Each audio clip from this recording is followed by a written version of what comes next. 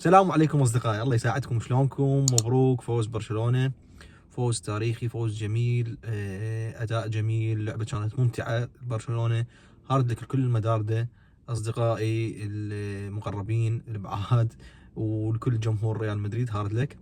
اللعبة كانت مهمة بالنسبة لبرشلونة، انه كان برشلونة كان امام مفترق طريق صراحة بهاي اللعبة. مار بالفترة السابقة مار بانتكاسة، اليوم لازم يفوز، لازم يقدم فد شيء على مود شلون ما نقول انه يقدر يتواصل، يقدر يواصل، خصوصا بعد قضية اولمو، تسجيل اولمو وفيكتور.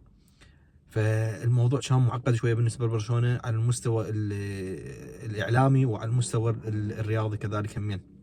فكان ضروري انه يفوز بهذا الكاس، وفوز على ريال مدريد بنتيجه عريضه، ومع الرأفة طبعا كان ممكن ان تكون نتيجة اكبر، بس الامور يعني انتهت على ما انتهت عليه.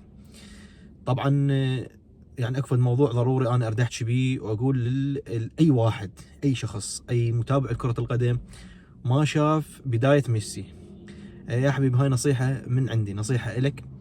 اذا انت ما شفت ميسي ببدايته شوف لامين يامال، ومن شخص شاف ميسي ببدايته، فاللي ما شاف ميسي ببدايته خليه يروح يباوع لامين يامال.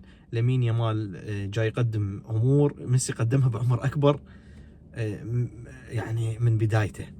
فبدايات لامين يامال هي ممكن انا جاي اشوفها اعظم من بدايات ميسي، وبعد التوفيق كله بالنهايه بايد رب العالمين. فاذا نقول ان شاء الله لامين يامال يستمر على هذا المستوى ويستمر على هذا التطور، راح يكون قصه اكبر من ميسي. وخلوه ببالكم سجلوها علي هاي.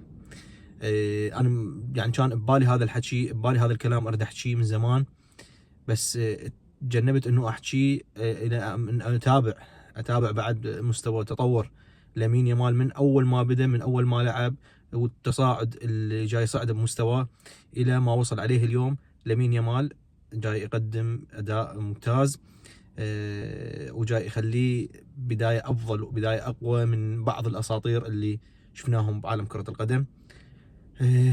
استمتعوا ببرشلونه، استمتعوا بلامين يامال، وبالعافيه عليكم الفوز، وتحياتي لكم. لا تنسون الاشتراك بالقناه، ومتابعه الحسابات مال تيك توك، وبالتوفيق لكم حبايبي.